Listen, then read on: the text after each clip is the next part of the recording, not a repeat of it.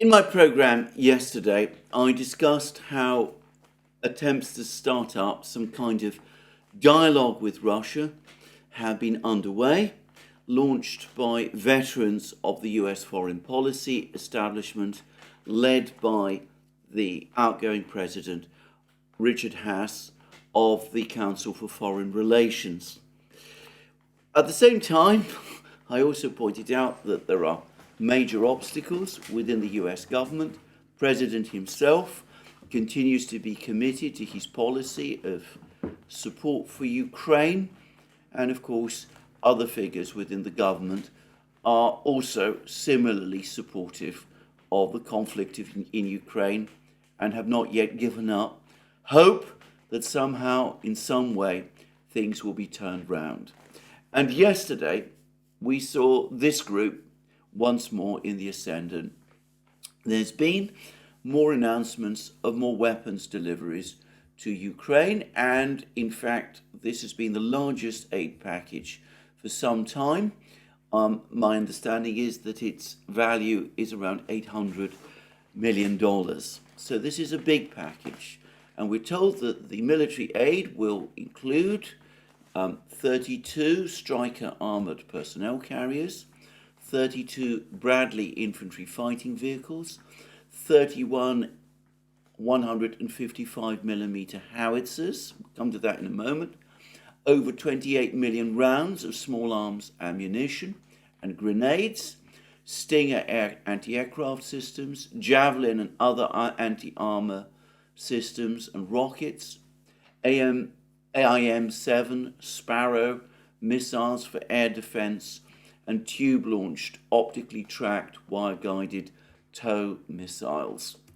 And as well as that, there will also be further ammunition for the HIMARS systems and for the Patriots. And this is, as I said, a big aid package. But of course, the biggest part of it is not this list of items that I've discussed, important though that is. It is the supply of cluster munitions, of cluster shells, which the United States is now going to provide to Ukraine, though it is careful not to disclose the quantity of these shells.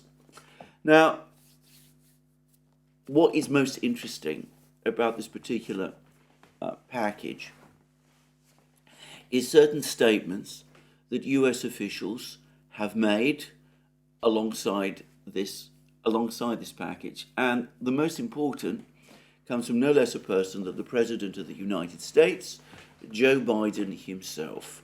He has straightforwardly admitted that the reason that the United States is now supplying cluster munitions to Ukraine is because it has run out of other types of shells, proper shells, unitary shells, that it can supply instead. So Ukraine is not going to get the normal 155mm shells, it's going to get cluster munitions instead. And I'm not an expert on shells, but others who are say that this is going to leave the Ukrainian military in a worse position, because cluster shells are specific shells intended for certain specific roles. They're not general purpose shells, but it seems that Ukraine's stockpile of these is depleting fast, and the United States is not able to replace it. And cluster shells, even allowing for the fact that the United States still has a substantial stockpile of these, around 3.3 million, according to the Financial Times, are not a full substitute for the conventional high explosive shells which the Ukraine relies upon. I understand, as a matter of fact, that cluster shells, quite apart from the humanitarian objections to them, which I'll come to in a moment, are relatively old munitions anyway. It seems that this type of shell, its role has been taken up by other types of shells. I'm not going to discuss that further. I'm not an expert on in this area at all. But anyway, it appears that the United States has run out of whatever those other types of shells are, which have a similar effect also. So this is a case of the United States making do by supplying what it has, rather than making a purposeful decision to supply cluster munitions. And this has been said by the President of the United States. It's also been said by his National Security Advisor, Jake Sullivan. It's been said or hinted at by other officials as well. And I think this time, just for once, we should take them at their word. Scott Ritter, who is much more expert about these kind of things than I am, he is, after all, a former Marine Corps officer. He's actually made precisely this point, that in fact these are shells, cluster munitions, that the United States is having to provide to Ukraine because it has run out of other shells it can send in their place. And clearly, not only now are stocks of conventional, of proper shells in the United States and in Europe catastrophically depleted, but also all supplies of shells from other countries, from Japan, from South Korea, from Pakistan, they've run down now to the point where those countries also are not prepared to supply any more real shells. And I don't know what effect these cluster munitions will have on the battlefields, whether they will be supplied to Ukraine whilst its current offensive is underway. Biden and Sullivan appeared to imply that they would be, though I would have thought that transporting large numbers of shells not be an easy task. But regardless of that, it isn't a good sign for the way in which events are shaping out on the battlefields.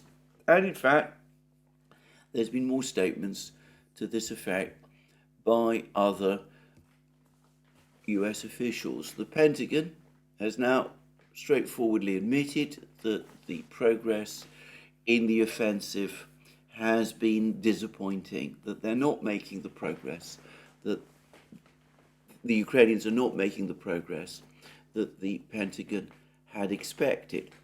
And Corriere della Sera, a journalist from Corriere della Sera, Italian newspaper, he's been to the Bakhmut area where the Ukrainians have been claiming various advances. He's flatly contradicted Ukrainian claims. He said that the Ukrainians have not advanced by a single meter. That's probably an overstatement. He also says that the Ukrainians still suffering from a dearth of modern equipment. He says that they were reduced to using a mortar, an Italian mortar from the 1960s. Well, I'm not going to go into those details. But anyway, he does not paint an optimistic picture of the progress of Ukraine's offensive in the Bakhmut area. This despite the fact, by the way, that in the media, certainly here in Britain, they still continue to recycle Ukrainian claims that they continue to make advances in the Bakhmut area, though it is clear that as of now, the villages that Ukraine has been trying to recapture, Klesheyevka, Kurdyumovka, Belkovka, that they are still firmly under Russian control. So perhaps it's not the case that Ukraine hasn't advanced a single meter, but it seems that Ukraine hasn't achieved the breakthrough that it claims, despite the reporting in Britain based on Ukrainian claims that it has. So there we are. The situation remains on the front lines in deadlock. The United States is admitting to its disappointment, and the United States has run out of shells and so has to supply Ukraine with cluster munitions instead. Now, the Russians have made a number of points about this. They've pointed out that their stocks of cluster munitions are multiples greater than those of the US. So if Ukraine starts to use cluster munitions, then Russia can do so as well. Of course, the US and Ukraine and Britain and Human Rights Watch all claim that Russia has already used cluster munitions in the war. This has been denied by the Russians themselves and by other sources, even the Pentagon, as Bernhardt at the Moon of Alabama has said, acknowledged in March and May of last year that they'd seen no positive proof that the Russians had indeed used cluster munitions in the war. But anyway, the fact is that the Russians apparently have many more of these than the US does. And of course, as I said, these are perhaps anyway no longer the cutting edge weapons that they used to be. And in terms of at least of the US stockpile, parts of it is quite old now. The United States is saying that the dud rate of these clusters of small munitions when they're fired from these guns is relatively low, but some of these munitions are 20 years old. They've been in storage for a while. There's been claims that the Pentagon anyway understates very significantly the real dud rate of these munitions. The United States is on record. A Russian diplomat has actually posted a video of this, of a US diplomat.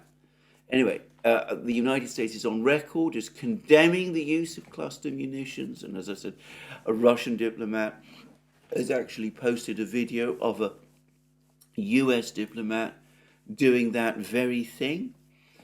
Many countries ban the use of cluster munitions. It's widely prohibited. Hundreds of countries, in fact, have signed up to that prohibition. Though, importantly, the United States, China, and Russia are not amongst those countries. But anyway, it seems that there have been moves towards banning the use of cluster munitions, and the United States, notwithstanding that at times it too has criticized the use of cluster munitions, now says that it is going to supply cluster munitions to Ukraine. And this is such a dramatic reversal of position. The United States supplying to Ukraine a weapon which is outlawed in much of the world and which the use of which it has itself criticized, that for the first time there's been some pushback, there's been criticism from some of the US's allies, Germany, for example, and there's been criticism within the United States as well, from Human Rights Watch and even from some Democrat members of Congress, though nowhere near enough to make any real difference or to prevent this delivery. And the reaction in most places in the West is to shrug shoulders. And of course, the NATO Secretariat says that they have no issues, no concerns with this particular delivery. This, by the way, is now becoming something of a pattern. As I said, we've had supplies of depleted uranium shells by Britain and the United States to Ukraine. There's been much criticism in the past in the West of the use of these types of shells used by tanks and sometimes in the past US helicopter gunships. Not anymore, I understand. But anyway, there's been criticism of the use of depleted uranium munitions in the past, but when they are being supplied to Ukraine, the critics have been silent, and over the supply of cluster munitions, there's been rather more criticism, but not enough to make any significant difference, not enough to change things politically, to alter the narrative of the story, to galvanize opposition, to do anything of that kind. I have to say that the way Western governments, especially the US government, but also the British and other governments, are able to cross their own red lines. And let me reiterate, these are self-imposed Western red lines, not Russian-imposed red lines. These are self-imposed Western red lines. The extent to which they're prepared to do that, and apparently do so without embarrassment, astonishes me, especially given the enormous amount of moralizing and ethical posturing that there has been about the use of these weapons, specifically about the use of cluster weapons by not just Western civil society figures, if I can call them that, but by Western officials and Western diplomats in the past. But there we are, perhaps in a conflict like the one in Ukraine, where the stakes are so high, that shouldn't surprise us. I have always said that one of the problems with war is that even if one starts with good intentions, one tells oneself that one isn't going to do certain things, the imperative of winning and the even greater imperative of avoiding defeat eventually cause all of these constraints to break down. And one can see that happening with the West, the conduct of the West, in terms of the arms supplies that it is sending to the Ukrainian battlefields.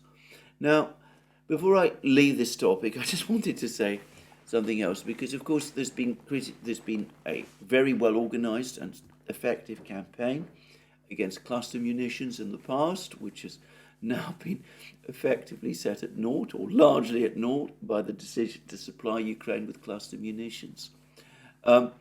There's been concerns, as I've discussed, about depleted uranium shells, but there's also been, in the past, within relatively recent memory, major campaigns about the use of landmines. I can remember in Britain that King Charles III's former wife, late wife, Princess Diana, the Princess of Wales, she was a major campaigner for the abolition of landmines. Now, it is fair to say that, again, the great powers, the United States, Russia, China, never went along with this.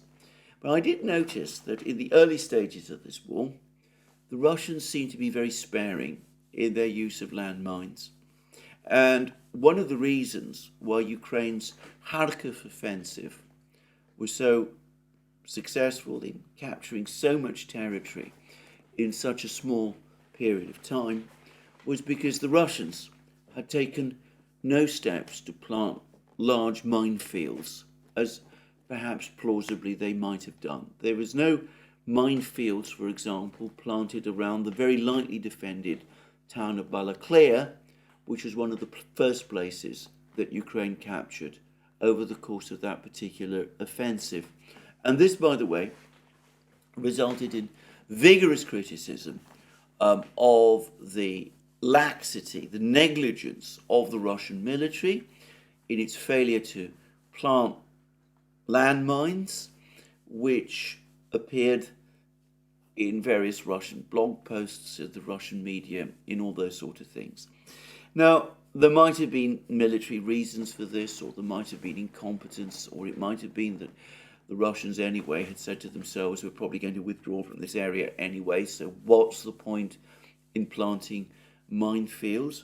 It did also occur to me at the time that just possibly the reason the Russians weren't using mines very much in the early stages of the war was because they were mindful of the criticisms of the use of landmines that had been made in the past, and they didn't want to be criticized because of that. And maybe someone in Moscow also had some moral inhibitions about using landmines. Well, if those inhibitions did exist, be they political, military, or ethical, they've all gone away. The Russians have been planting landmines all over the place, all over the battle lines in Ukraine, and they've had devastating effect in blunting Ukraine's offensive. So there we go. As I said, it's what happens in war. It's, as I said, one reason why war should, in general, be avoided. And we're seeing it playing out on the battlefields of Ukraine. But anyway, criticism there has been of landmines. It never gained the traction that criticism of cluster munitions has achieved. As I said, there's an international convention which many countries have signed up, outlawing their use, but the United States, as I said, has now just gone ahead and has supplied these cluster munitions because, as it itself admits, it has no other alternative if this conflict, if Ukraine's military position is going to be sustained. Now, I am going to touch now on the other weapons deliveries that the United States is making to Ukraine. So we told about the additional munitions for the Patriot and HIMARS systems. Now, the HIMARS, Ukraine uses it much less than previously. Apparently the stocks are not unlimited, and as discussed in previous videos, it seems that the Russians are now increasingly effective in shooting down HIMARS missiles and in jamming their signals, and the HIMARS altogether has become a much less effective weapon than it was. But the United States is able to produce HIMARS rockets, HIMARS missiles, and it will continue to be able to do so and to continue to supply Ukraine with these missiles. Not perhaps at quite the level that it did last year, but some supply of HIMARS missiles can take place. Patriot munitions for the Patriot system is much more problematic. Production of Patriot missiles is relatively low. Apparently, it will take years before it can be increased significantly. Ukraine is having to use Patriot missiles at huge numbers. Of course, the Russians claim, plausibly, that they've already destroyed several Patriot launchers. It's debatable whether the US can continue to supply Ukraine with Patriot missiles to equip the launchers to an unlimited extent if it is to fulfill its own needs, which are great, and those of its other allies. So this is a delivery, probably one that the United States would rather not make, or at least the US military would rather not make. But there it is. And then we're told that the United States is going to provide 32 Bradley infantry fighting vehicles and 32 Stryker armoured personnel carriers. Now, in the past, the United States has said that it is supplying these vehicles one for one to replace those which Ukraine has already lost. If that is the case, then Ukrainian losses of these vehicles have been extremely high. Even if that is not the case, even if the United States is trying to increase deliveries of armored vehicles, of these armored vehicles, beyond those that Ukraine has lost, what we can see is that already Ukraine is needing more armored vehicles than the United States calculated that it would need back in the winter and early spring, when it started to equip Ukraine for its offensive. The US was repeatedly saying that it had, before the offensive began, that it had supplied Ukraine with all the systems that it needed for the offensive if these 64 vehicles, 32 Bradleys and 32 Strykers, include more than just replacements for vehicles already supplied and lost, then the United States is admitting that it's indirectly admitting, implicitly admitting, that its previous supplies of these vehicles was insufficient. And though the United States does have a very large stock of Bradleys and Strykers, again, this is not unlimited, and already one can see that with these vehicles apparently out of production, the United States is having to eat into its stockpiles faster than perhaps it might have anticipated. Anyway, there we go.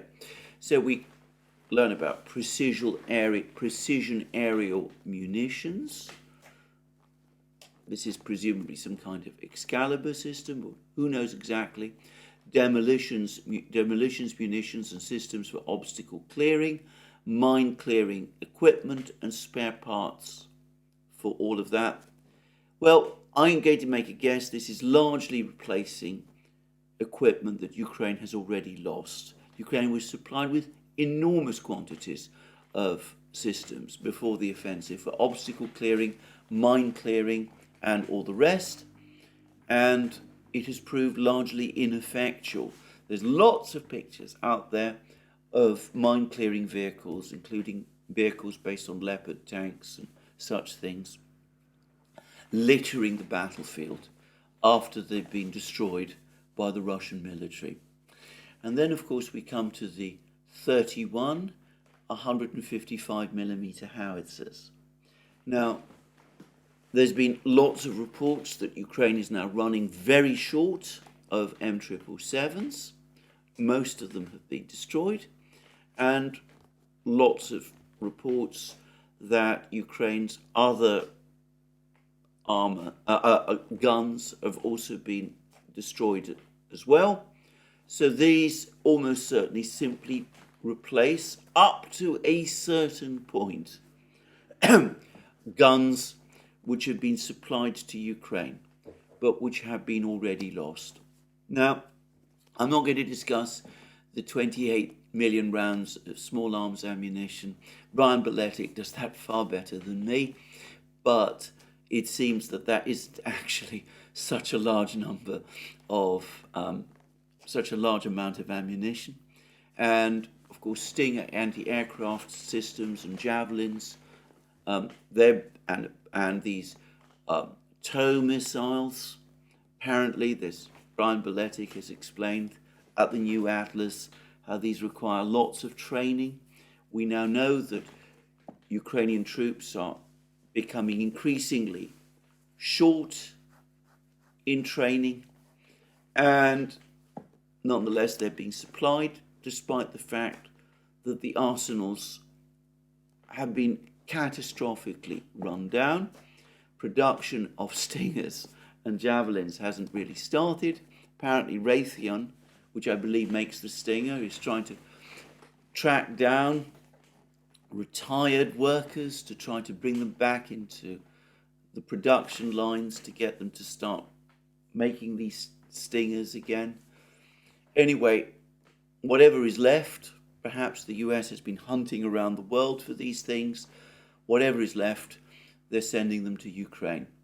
And as for the AIM-7 missiles for air defense, these are probably being supplied again, I'm guessing now, again, Brian Beletic is the expert on this, they're presumably being supplied not for Ukrainian aircraft, fighter jets, but for the anti-aircraft batteries, some of which apparently use these converted air-to-air missiles on a land-to-air role, and they've not been, it must be said, hugely effective in the past. So, a big package of weapons, but in some ways, a package which highlights failure and weakness. The United States is now driven to supplying cluster munitions, despite all of the political and public relations problems that causes, because it's run out of shells, and the United States has to supply more Strikers and more howitzers and more Bradleys, simply to make up for the losses that have already taken place, or in the alternative, in the case of the Bradleys and the Strikers, in a kind of cack-handed admission that the original number supplied, despite US assertions, was not enough, with the United States now perhaps confronted with the possibility of an unlimited demand for these machines from Ukraine, just as Ukraine's demand for artillery shells, guns, drones, aircraft is turning out to be unlimited as well. Now,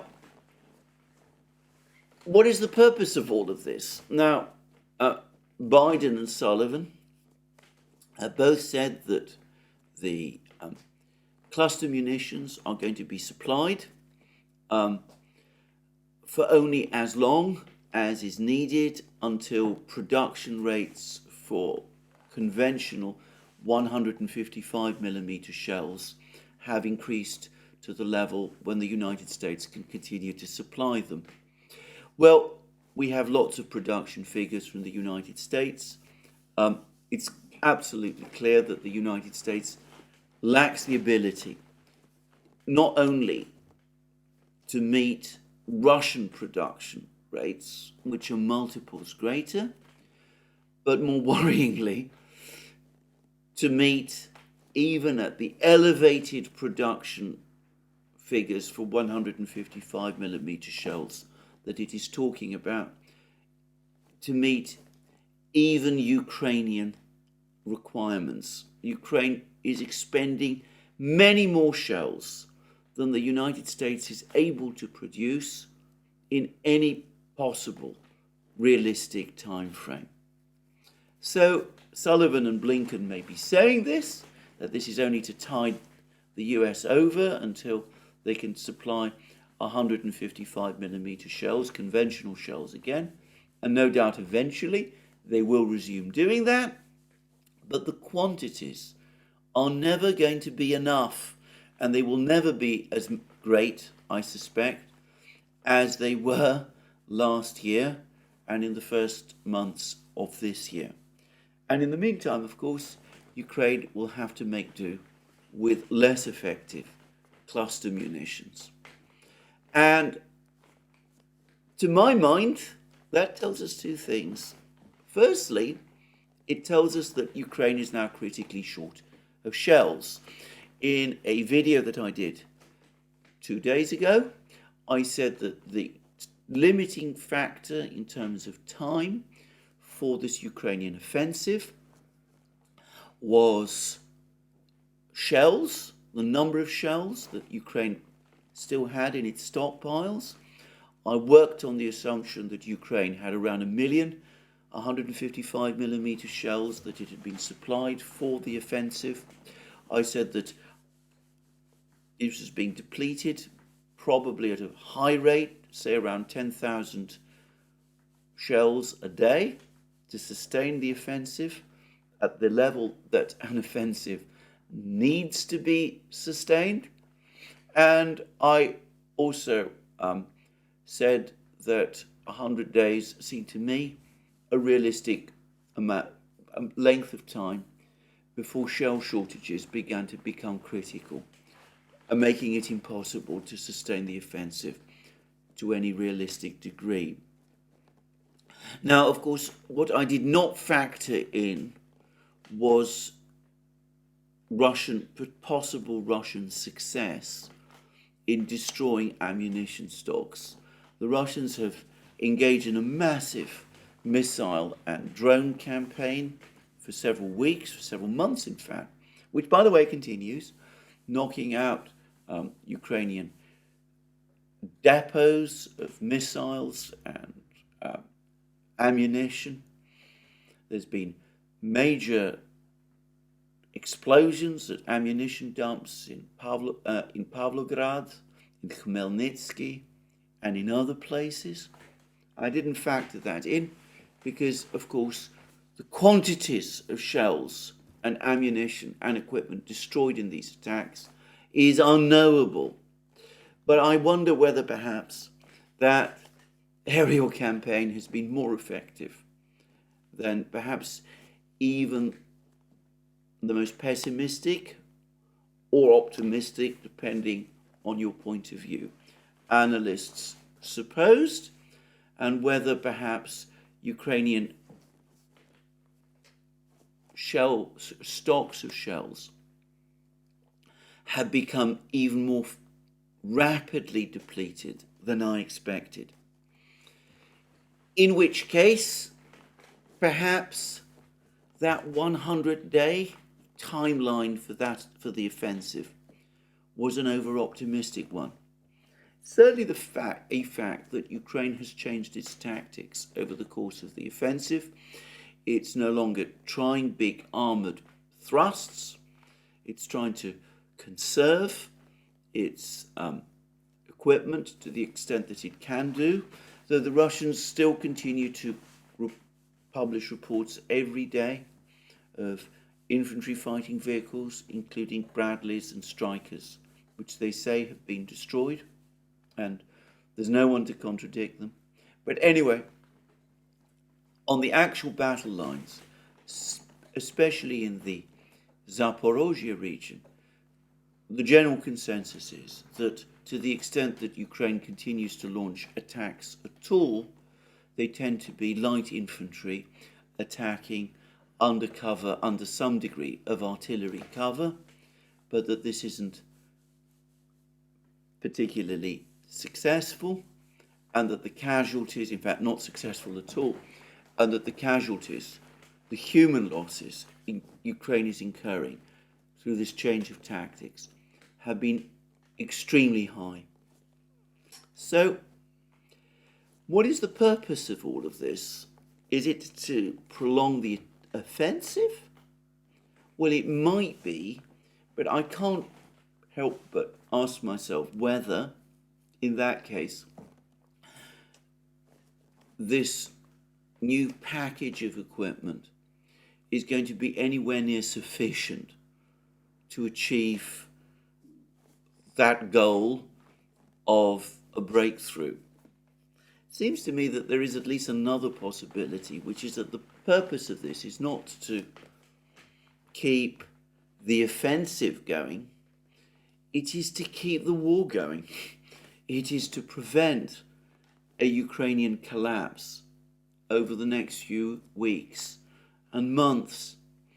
The United States and the West rushed equipment to Ukraine last summer, in my opinion, at least as much for that same reason, because after the very heavy losses Ukraine incurred in the first months of the conflict, the Ukrainian military had run through most of its equipment, much of its equipment. It had taken severe losses in manpower as well, and there may have been fears in the early part of the summer, after the Russian capture of Severodonetsk and Lysychansk, that Ukraine might in fact, if it wasn't supplied with equipment quickly, that it might actually collapse.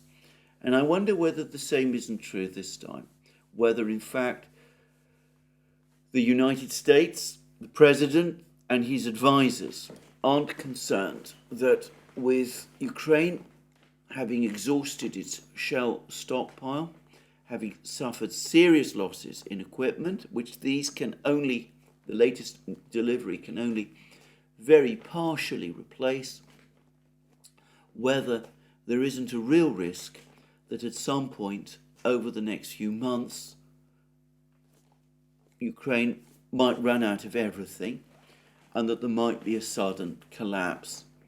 Now, with an election coming in the United States next year, that is something that the administration would want to prevent at all costs, and that might explain why they're now pulling out the stops, why they're supplying Ukraine with cluster munitions and depleting whatever limited stockpiles are left of javelins and stingers, and sending to Ukraine what are apparently already significantly reduced stockpiles of howitzers, because of course the political clock in the United States is ticking, and the one thing the president probably calculates that he cannot afford is another military defeat,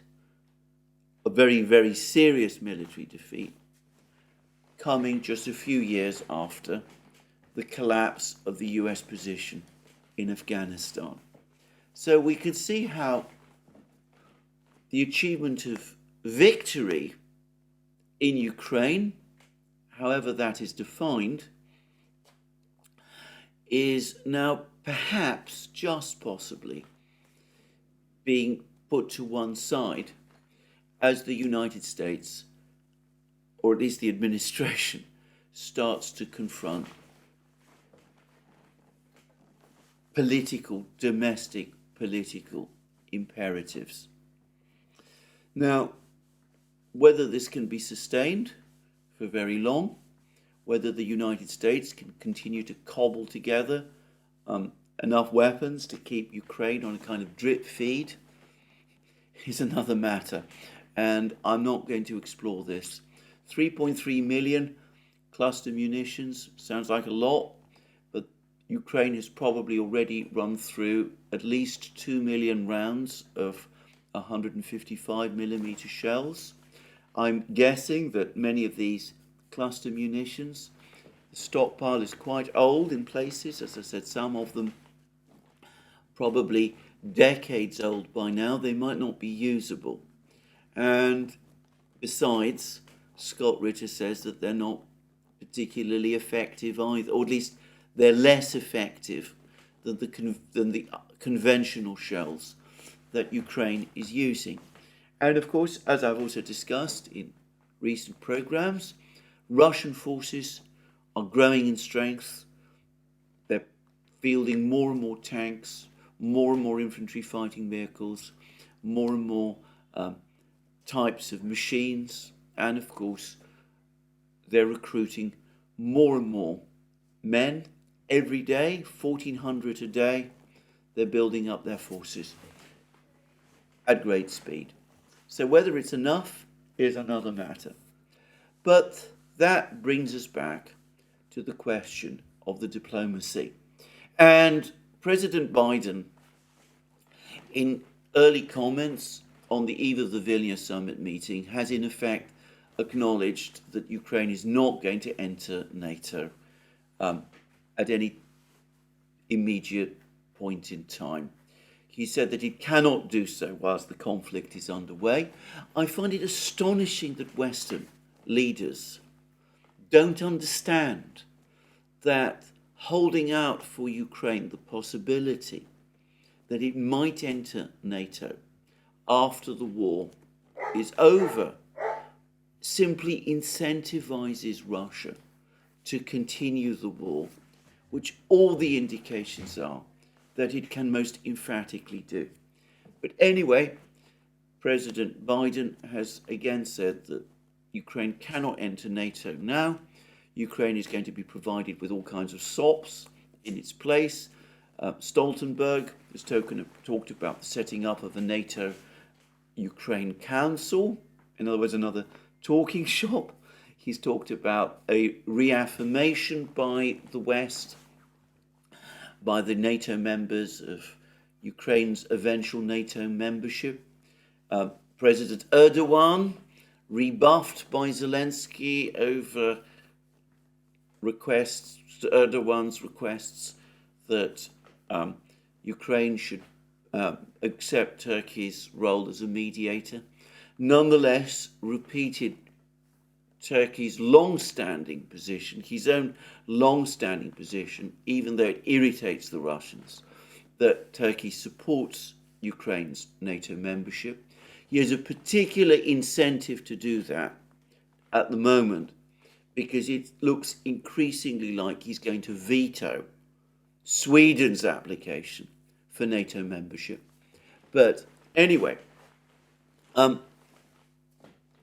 reality is it's easy for Erdogan to say that because the United States has ruled Ukraine's membership out for the time being, and apparently other European states, European members of NATO, are not keen to go there either. So Stoltenberg talks about a Ukraine NATO Council. He talks about reaffirming the invitation for Ukraine eventually to join NATO. But the reality is that for the moment, at least, these are SOPs, and they're unwise and foolish SOPs, if only because they, in effect, incentivize Russia to continue the war until, as the Russians say, all of their objectives, which of course include Ukraine's neutralization, a commitment from Ukraine that it will never join NATO and will remain a neutral state. Well, it incentivizes the Russians to press on with that. And of course, Biden, interestingly, gave us the reason why Ukraine can't join NATO, because he said that if Ukraine joins NATO now, that would mean that NATO would have to go to war with Russia. So, given that is his thinking, as I said, not only will that prolong the war, but he is in effect making the case that was outlined by the Washington realists, by the Council for Foreign Relations, and which is set out in that helpful article in Foreign Affairs, which is that the risks of bringing Ukraine into NATO outweigh the benefits, because the risks are that the United States could find itself dragged into a war with Russia, and that in reality, if that were to happen, the United States would be faced with a choice. Either it defends Ukraine, goes to war with Russia, or in the alternative, in order to avoid World War III and nuclear war, it doesn't, in which case its bluff is called, and so is NATO, and NATO in effect ends. So Biden, bizarrely, seems to be aware of this logic, but again, he's boxed himself now into a position where, having in effect started this war over the defense of the principle that Ukraine must be allowed to join NATO if it meets the eligibility criteria that NATO itself has decided,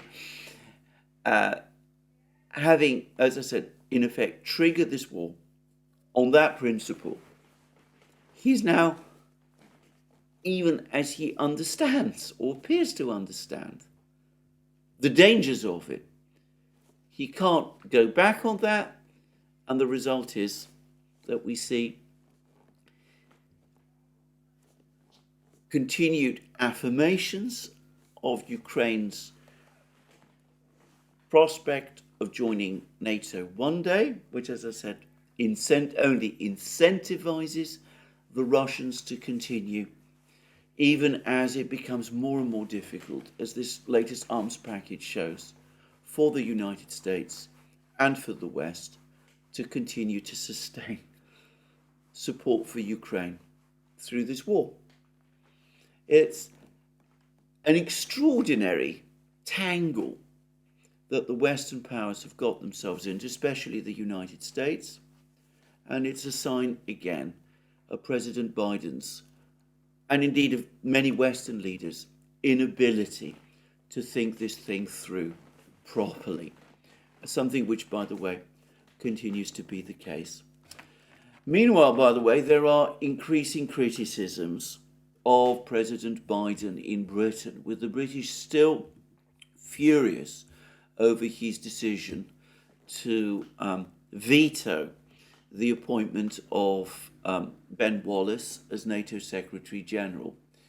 But anyway, we get articles starting to appear like this one in the Daily Telegraph.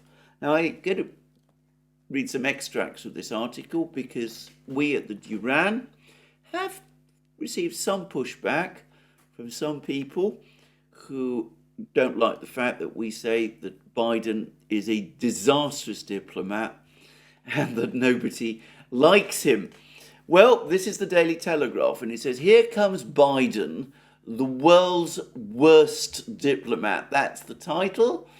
And then it goes on to say that Joe Biden has been part of the Washington political ruling class for over half a century, entering the Senate back in 1973, representing the state of Delaware.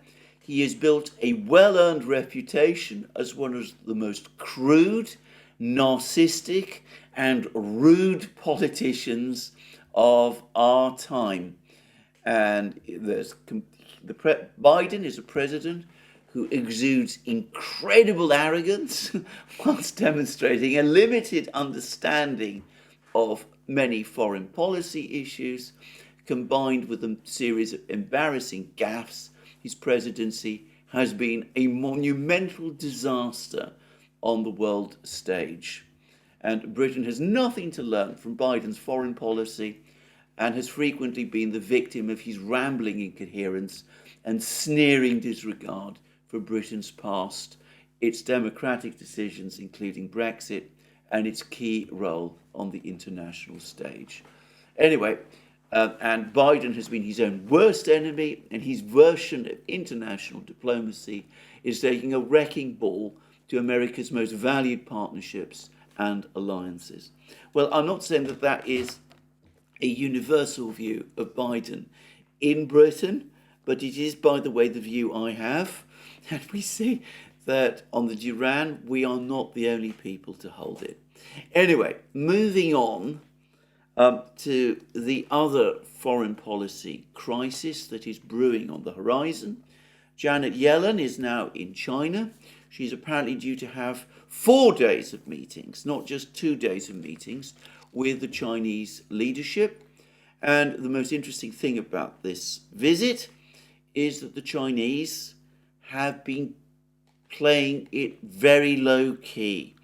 There's been little of the emphasis or attention given even to Blinken's visit of 2 weeks ago.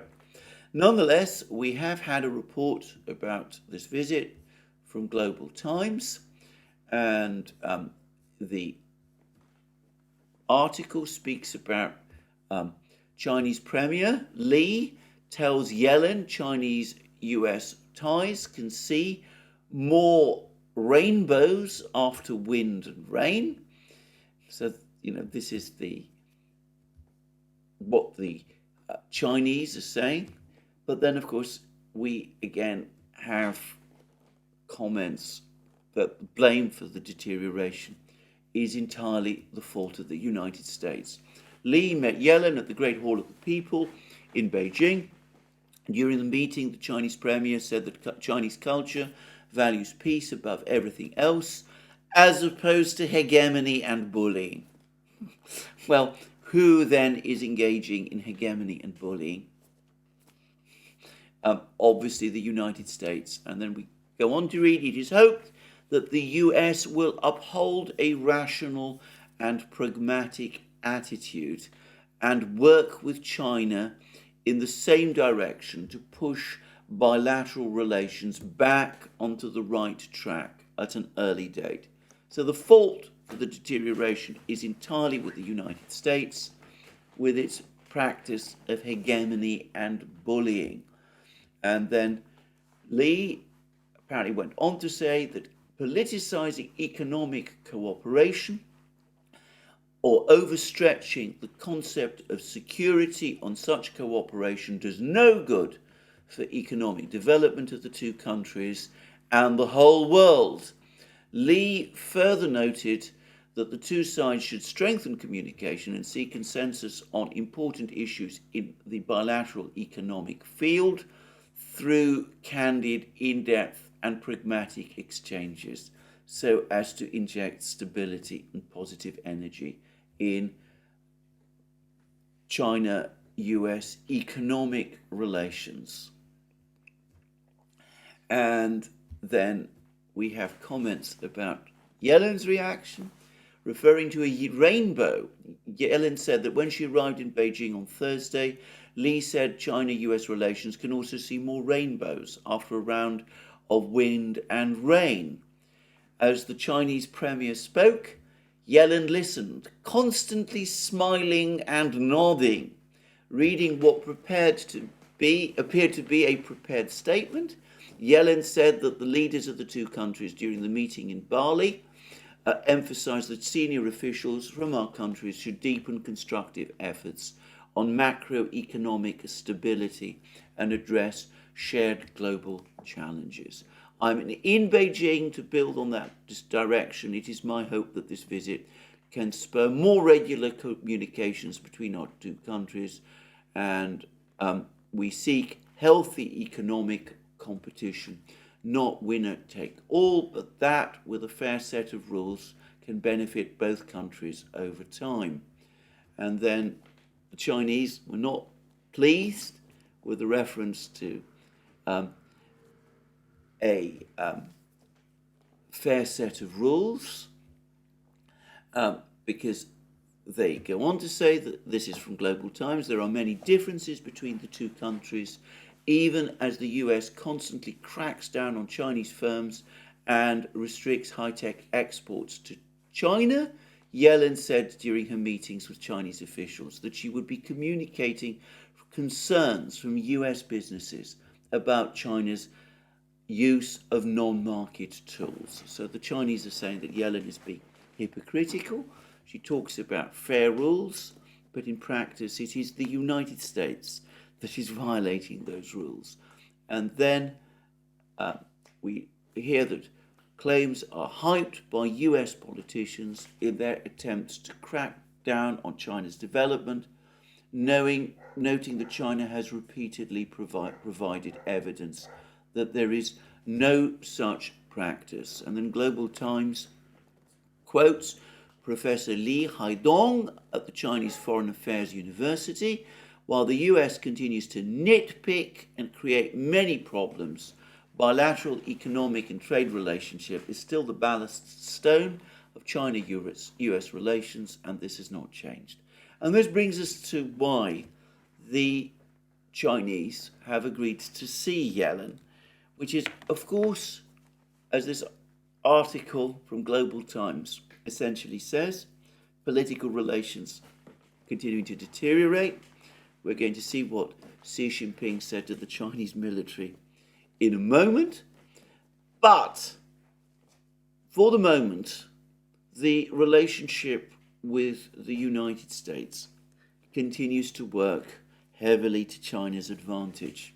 It's not often realized that last year, 2022, saw an record in Chinese exports to the United States, apparently exceeding the previous highest figure, which was in 2018.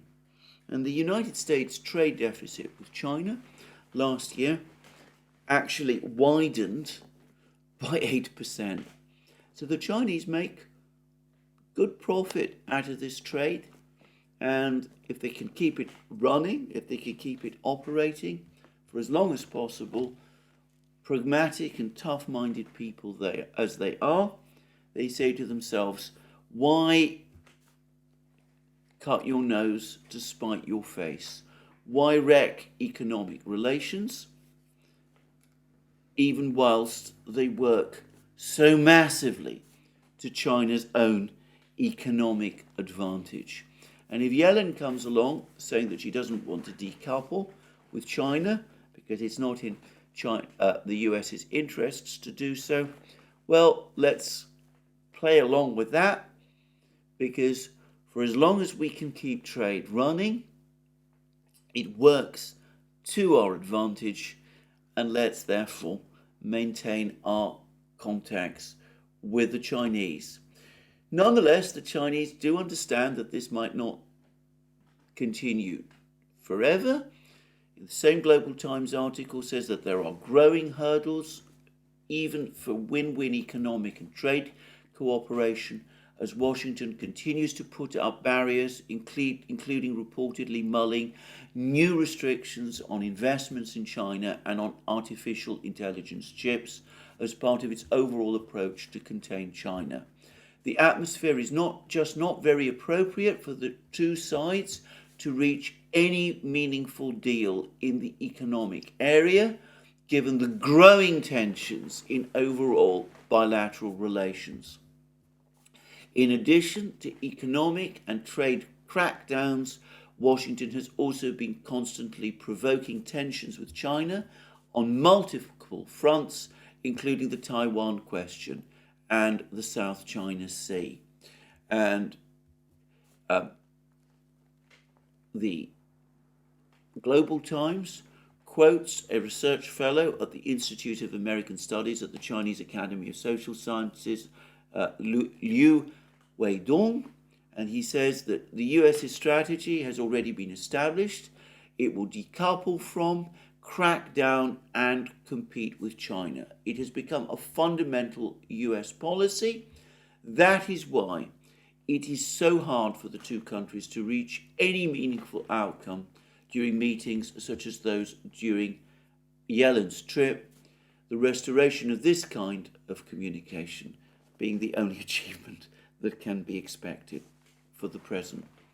And even as Yellen was coming to China, Xi Jinping gave a speech about military preparedness.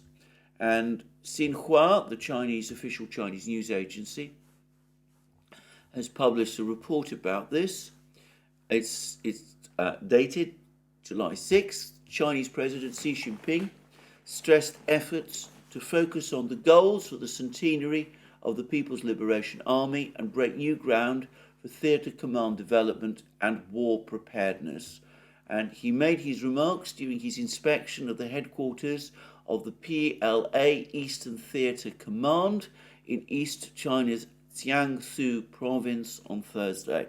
Now that apparently is the command that would handle any conflict relating to Taiwan. And Xinhua goes on to say, Xi fully affirmed the significant contributions the command has made since its founding in safeguarding China's territorial integrity, maritime rights and interests, as well as national unity. All of that, of course, refers to Taiwan. Safeguarding China's territorial sovereignty. China claims Taiwan as part of its sovereign territory, its maritime rights and interests, as well as national unity. And national unity means, of course, reunification of Taiwan to the Chinese mainland. And Xi went on to say, as the world has entered a new period of turbulence and transformation, China's security situation is facing rising instability and uncertainty. He called for vigilance against potential dangers and all-out efforts to fulfill the duty of combat tasked with theatre command. He called for enhancing the planning of war and combat, strengthening the command system for joint operations, stepping up training under real combat conditions to raise the force's capabilities to fight and win. And he went on to say that military issues must be considered and handled from a political perspective. The armed forces must have the courage and ability to fight and resolutely safeguard national sovereignty. Again, that's clearly a reference to Taiwan, security, and importantly, development interests. So, at a time when the United States is trying to contain China and restrict its development, Xi Jinping says that the military has a role in defending China's development interests. And then he finishes, the Xinhua report finishes by saying that Xi called for the strengthening party building in all aspects and make the party committee of the theatre command more capable of leading combat readiness, thus fulfilling tasks entrusted by the party and the people. Now, there's been some reports, including one again in the Daily Telegraph, saying that China is preparing for war. And I have to say, this is a chilling message from the Chinese, from Xi Jinping, at a time when Yellen is in Beijing trying to keep some kind of communications open to China, at least on economic issues. And one can't really argue with the claim that Xi Jinping is talking about China preparing for war when one reads in Xinhua about how Xi called for enhancing the planning of war and combat, strengthening the command system for joint operations, stepping up training under real combat conditions to raise the force's capabilities to fight and win. None of this means that China wants war or is looking for it. As Li, the Chinese Prime Minister, pointed out, as the Chinese Prime Minister, Prime Minister Li Qian pointed out to Yellen, the Chinese culture is peaceful. They are not looking for war. They oppose hegemony and bullying. But if they have to defend themselves, they will do so. And that's the meaning of what Xi Jinping is saying. That's the meaning that he conveys. And alongside that article about Yellen's visit, we have had another very tough article from Global Times, editorial rather, from Global Times.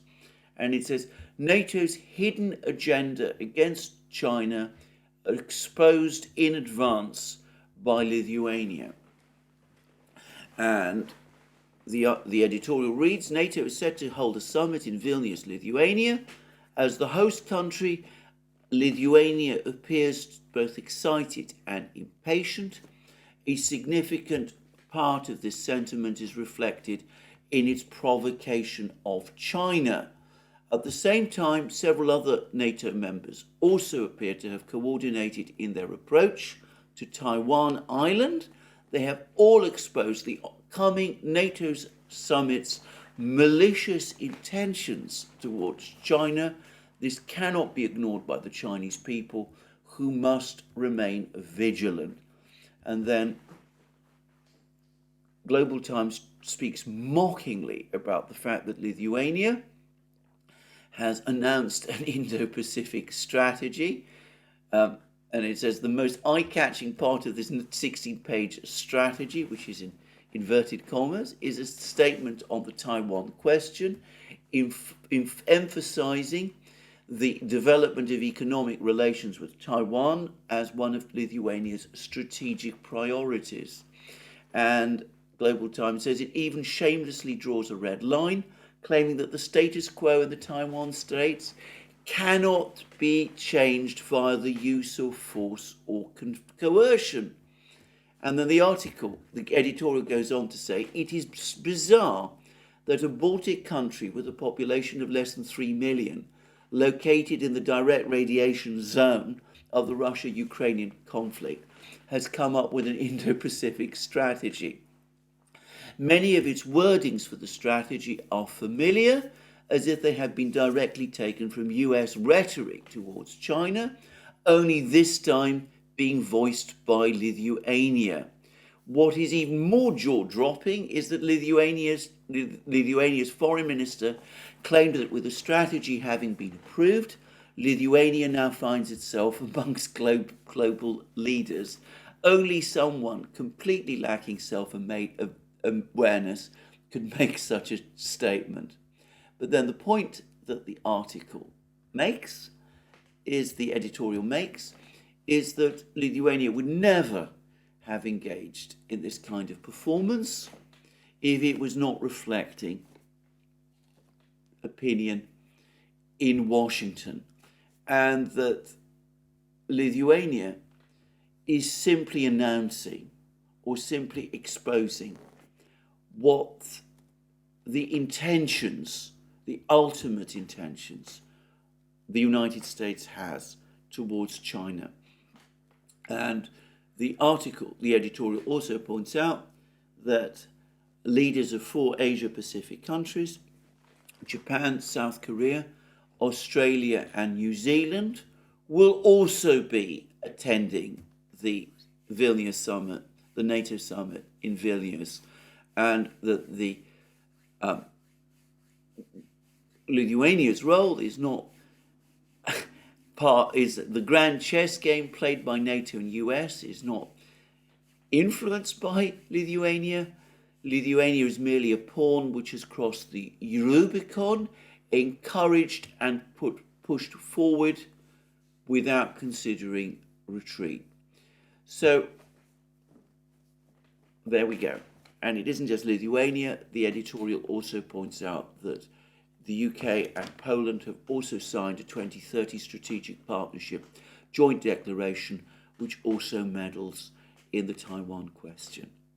So we see that the Chinese, at the moment, are trying to keep the economic relationship which works in their interest with the United States going, but at the same time, they are clearly preparing for what I suspect they increasingly see as an inevitable clash over Taiwan. It is for them the reddest of red lines, just as Ukraine was for Russia. The West shows no understanding or concern or regard for that. It presses on with its support of Taiwan, or at least of the authorities in Taiwan, and Xi Jinping, for his part, is now telling the military that they have to prepare for war. Now, I recall that back in the autumn of 2021, even as the Russians were engaged in last-ditch negotiations with the Western powers, not just over Ukraine, but about the security architecture of Europe, President Putin met with Russian military leaders, gave a speech which I interpreted in a video for this channel as a signal that he was telling them to prepare for war, that conflict was on its way. And I can't help but feel that through these latest statements, Xi Jinping is engaging in the same exercise. The Chinese, like the Russians, increasingly feel that the United States is pushing them into a position which they do not want to go to, but where they're being left with no choice but to contemplate military action because of the way in which not just the United States, but its allies seem to be determined to encroach upon Taiwan, Chinese sovereignty over Taiwan. And all of this is coming shortly after we've heard reports that a Chinese war game has apparently gained the destruction of a US carrier group with 24 hypersonic missiles, Chinese hypersonic missiles. Well, there we go. Let's hope, let's pray that the brakes are indeed put on, that Yellen does find some way of stabilizing the situation, though I have to say, comments that she makes hardly make me think that she is really on side for peace in this matter. But it does seem astonishing that even as the United States is now scraping the barrel, trying to find weapons to keep Ukraine fighting, including cluster munitions, the kind of munitions whose use it itself only a short time ago condemned, it seems to be continuing to invite a further conflict with China over Taiwan. We live in interesting times, and I fear that they might become more interesting still. We will see whether the realists in Washington, what they're able to do, and we will also have to see how the electoral calculus in the United States plays out as all of these preparations for war continue. Thank you for joining me again today. More from me soon. And just to remind you again, you can find all our programs on our various platforms, Locals, Rumble, BitChute, ODYSEE, Rockfin and Telegram. You can also go to our shop, get yourself the amazing things that you will find there, our magic mugs, our hats, our hoodies, our t-shirts, our sweatshirts, all those great things. Last but not, also remember you can support our work via Patreon and Subscribestar. And last but not least, if you've liked this video, please remember to tick the like button and to check your subscription to this channel. Thank you for joining me again today. More from me soon, and have a very good day.